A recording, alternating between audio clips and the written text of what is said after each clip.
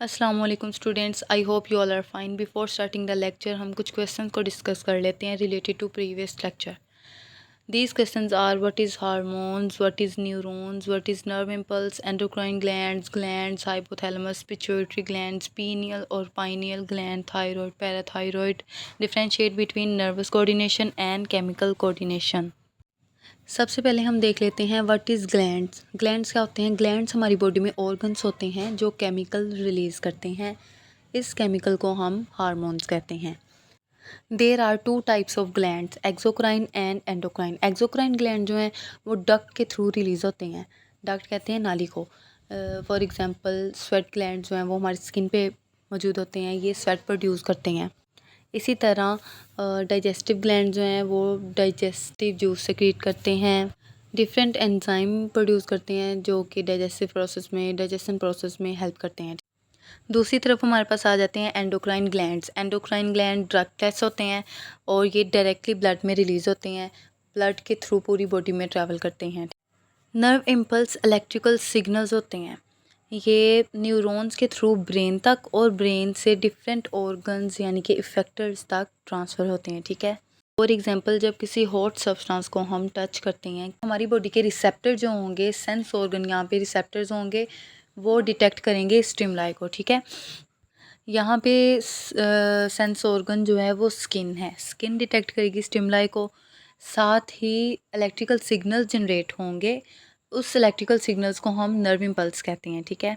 Nerve impulse transfer होंगी neurons के through brain को ट्रांसफ़र होंगी, फिर ब्रेन नर्व इम्पल्स को अगेन ट्रांसफ़र करेगा इफ़ेक्टर्स तक। यहाँ पे इफ़ेक्टर्स मसल्स और बोन्स हैं, हमारी हाथ की मसल्स और बोन्स। ब्रेन इनको इन्फॉर्मेशन सेंड करेगा और ये इफ़ेक्टर जो हैं ये रिस्पॉन्स शो कराएंगे। रिस्पॉन्स कैसे शो कराएंगे कि हाथ पीछे, हम एकदम से जब हाथ पीछे कर लेते हैं, ये हम रिस्पॉन्स उस स्टिमुलाई को रिस्पॉन्स कर रहे हैं। नेक्स्ट क्वेश्चन है हमारे पास न्यूरॉन्स। न्यूरॉन्स क्या है? न्यूरॉन्स सेल्स हैं। मैंने प्रीवियस लेक्चर में बताया था न्यूरॉन्स सेल्स हैं जो कि मिल के नर्वस सिस्टम बनाते हैं। ठीक है। न्यूरॉन्स को हम नर्व सेल्स भी कहते हैं, ये सेल मिल के पूरा नर्वस सिस्टम बनाते हैं। मैं एक दफ़ा फिर रिपीट करती हूँ कि जैसे ही इन्वायरमेंट में कोई चेंज आएगा ना, ऐसा चेंज जो कि हमारी बॉडी में रिस्पॉन्स प्रोड्यूस करे, रिस्पॉन्स को जगाए। वैसे तो इन्वायरमेंट में बहुत से चेंज होते हैं, लेकिन ऐसे चेंज जो हमारी बॉडी में रिस्पॉन्स को क्रिएट करे, उसे हम स्टिमुलस कहेंगे। हमारी बॉडी के रिसेप्टर्स जो होंगे, सेंस ऑर्गन्स होंगे, उसे सेंस करेंगे, डिटेक्ट करेंगे, पहचानेंगे। फिर इंफॉर्मेशन यानी कि इलेक्ट्रिकल सिग्नल जनरेट होंगे जिसे हम नर्व इम्पल्स कहते हैं। नर्व इम्पल्स न्यूरॉन के थ्रू ब्रेन तक ट्रैवल करेंगे, फिर ब्रेन से दोबारा नर्व इम्पल्स इंफॉर्मेशन को इफ़ेक्टर तक पहुंचा दिया जाएगा। फिर वो इफ़ेक्टर जो हैं वो रिस्पॉन्स शो करेंगी। डायग्राम में ये दिखाया गया है और ये हमारा नर्वस सिस्टम है। नर्वस कोऑर्डिनेशन हो रही है। ये जो नर्वस सिस्टम के कंपोनेंट्स हैं, स्पाइनल कॉर्ड, ब्रेन और न्यूरॉन्स, इनका आपस में मिलकर काम करना नर्वस कोऑर्डिनेशन कहलाता है। ठीक है। इसकी दूसरी तरफ केमिकल कोऑर्डिनेशन में एंडोक्राइन सिस्टम आ जाता है। एंडोक्राइन सिस्टम क्या है? एंडोक्राइन सिस्टम में एंडोक्राइन ग्लैंड्स आ जाते हैं, जो कि एंडोक्राइन ग्लैंड जो हैं जो वो हार्मोन प्रोड्यूस करते हैं डक्ट के बगैर। डक्टलेस होते हैं एंडोक्राइन ग्लैंड्स और हार्मोन रिलीज़ करते हैं। सारे एंडोक्राइन ग्लैंड्स एंडोक्राइन सिस्टम में आ जाते हैं और इन एंडोक्राइन ग्लैंड का आपस में मिल के काम करना, बॉडी को कंट्रोल करना और डिफरेंट फंक्शन परफॉर्म करना ये केमिकल कोऑर्डिनेशन कहलाता है। होप सो अब आपका ये सारा कॉन्सेप्ट क्लियर हो गया होगा। अब डिफरेंस देख लेते हैं नर्वस कोऑर्डिनेशन में और केमिकल कोऑर्डिनेशन में। नर्वस कोऑर्डिनेशन में कोऑर्डिनेटर्स ब्रेन और स्पाइनल कॉर्ड हैं, जबकि केमिकल कोऑर्डिनेशन में कोऑर्डिनेटर्स एंडोक्राइन ग्लैंड्स हैं। नर्वस कोऑर्डिनेशन नर्वस सिस्टम के थ्रू होती है और केमिकल कोऑर्डिनेशन एंडोक्राइन सिस्टम के थ्रू होती है। केमिकल कोऑर्डिनेशन में जो इन्वायरमेंट में जब चेंज आ जाए, कोई भी चेंज, फॉर एग्जांपल कोई मॉलिक्यूल या सब्सटेंस की कंसंट्रेशन नॉर्मल से ज़्यादा हाई या लो हो जाए, तो ब्लड में रिसेप्टर्स मौजूद होते हैं। रिसेप्टर्स उस चेंज को डिटेक्ट करते हैं, फिर इंफॉर्मेशन को हाइपोथैलेमस तक पहुंचाते हैं। हाइपोथैलेमस फिर डिफरेंट ऑर्गन्स ग्लैंड्स के साथ कम्युनिकेट करता है, कोऑर्डिनेट करता है और बॉडी के डिफरेंट फंक्शंस को रेगुलेट करता है। हाइपोथैलेमस क्या है? हाइपोथैलेमस ब्रेन का इम्पोर्टेंट ऑर्गन है जो कि डिफरेंट फंक्शन परफॉर्म करता है। बॉडी टेम्परेचर को कंट्रोल करता है, डिफरेंट हार्मोन्स रिलीज़ करता है और डिफरेंट ऑर्गन्स को कंट्रोल करता है, दूसरे ग्लैंड्स को कंट्रोल करता है। हाइपोथैलेमस के एग्जैक्ट नीचे पिट्यूटरी ग्लैंड है। Pituitary gland under the control of hypothalamus, ये हाइपोथैलेमस के कंट्रोल में होता है।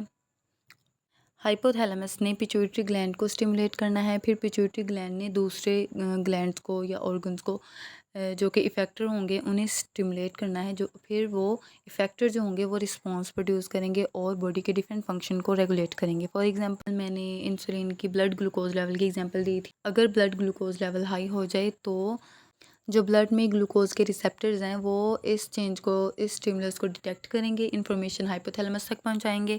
हाइपोथैलेमस पिट्यूटरी ग्लैंड को स्टिमुलेट करेगा, फिर पिट्यूटरी ग्लैंड जो है वो पेंक्रियाज को स्टिमुलेट करेगी और पेंक्रियाज इंसुलिन हार्मोन रिलीज़ करेंगे। इस तरह जैसे इंसुलिन हार्मोन रिलीज़ होगा तो जो ब्लड में ग्लूकोज होगा वो स्टोर होना शुरू हो जाएगा ग्लाइकोजन की फॉर्म में, लिवर के टिश्यूज़ में स्टोर होना शुरू हो जाएगा। ये सारे एंडोक्राइन ग्लैंड हैं। ये डिफरेंट ग्लैंड मिलके काम करते हैं, कोऑर्डिनेट करते हैं आपस में और किस तरह डिफरेंट फंक्शन परफॉर्म करते हैं बॉडी के। मैंने बताया था हाइपोथैलेमस और पिट्यूटरी ग्लैंड ब्रेन में मौजूद होते हैं। थायराइड और पैराथायराइड ग्लैंड जो हैं वो नेक में मौजूद होते हैं। थायराइड ग्लैंड मेटाबॉलिक रेट को कंट्रोल करते हैं, इसी तरह पैराथायराइड ग्लैंड कैल्शियम लेवल को मेनटेन रखते हैं, नॉर्मल लेवल पे मेनटेन रखते हैं।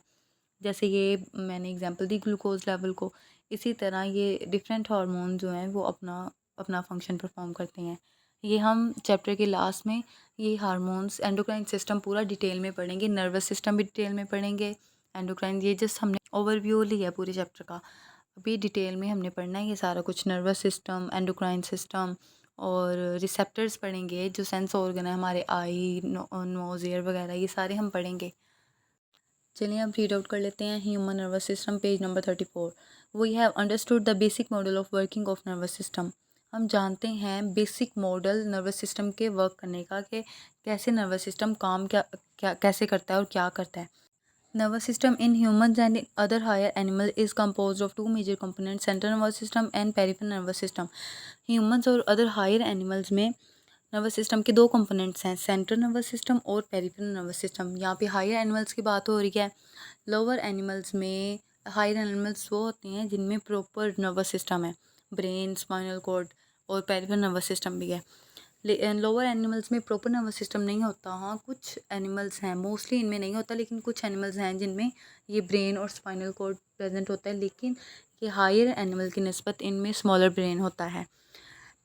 Central nervous system comprises coordinators, brain and spinal cord, while peripheral nervous system consists of nerve that arise from central nervous system. Central nervous system coordinators पर मुश्तमिल होता है, जो कि ब्रेन है और स्पाइनल कॉर्ड है, ये हमने पीछे भी पढ़ा है। और पेरिफेरल नर्वस सिस्टम जो है वो नर्व्स पे मुश्तमिल होता है, जो कि सेंट्रल नर्वस सिस्टम से ही निकली होती हैं, वहीं से अराइज होती हैं। सेंट्रल नर्वस सिस्टम न्यूरॉन्स पर मुश्तमिल होता है, इसमें ब्रेन और स्पाइनल कॉर्ड आ जाते हैं। ब्रेन और स्पाइनल कॉर्ड में न्यूरॉन्स प्रेजेंट होती हैं, लेकिन आउट ऑफ ब्रेन और spinal cord the nervous system is consist of nerves, जिसे हम कहते हैं पेरिफेरल नर्वस सिस्टम। पेरिफेरल का मतलब क्या होता है? साइड पोर्शन, साइड पोर्शन, ठीक है। तो ब्रेन और स्पाइनल कॉर्ड के बाहर जितने भी नर्वस सिस्टम है, जितना भी नर्वस सिस्टम है वो नर्व्स पे कंसिस्ट करेगा। नर्व्स न्यूरॉन से ही अराइज होती हैं। यहाँ पे नर्व सेल और नर्व्स, ये दो टर्म्स हैं और ये बिल्कुल एक दूसरे से डिफरेंट है। नर्व सेल्स न्यूरॉन्स को कहते हैं और नर्व्स जो हैं ये सेपरेट टर्म है। न्यूरॉन्स सेंट्रल नर्वस सिस्टम में पाई जाती हैं, जबकि पेरिफेरल नर्वस सिस्टम में नर्व्स होती हैं। नर्व्स जो हैं वो न्यूरॉन से ही अराइज होती हैं। न्यूरॉन्स का जो एक्सोन वाला पोर्शन है उससे मिलके नर्व्स बनती हैं। स्टूडेंट्स, आई होप आप सबको समझ आ गया होगा अच्छी तरह से लेक्चर। ये टर्म्स जो आज हमने डिस्कस किए हैं ये इम्पोर्टेंट हैं, और ये कंपोनेंट्स जो हैं कोऑर्डिनेटेड एक्शन के, ये शॉर्ट क्वेश्चन इम्पोर्टेंट है एग्ज़ाम के पॉइंट ऑफ व्यू से। और ये जो नर्व्स हैं, नर्व सेल्स, ये अब आपने कॉन्सेप्ट क्लियर रखना है। आगे पूरे चैप्टर में यही चीज़ें बार बार, यही टर्म्स बार बार रिपीट हो रही हैं, लेकिन थोड़ा डिटेल में। अगर आप लोगों का कॉन्सेप्ट अभी से ठीक होगा तो आपको बाद में मुश्किल नहीं होगी। If you have any question don't worry, just text me, I reply to you. Allah हाफिज़।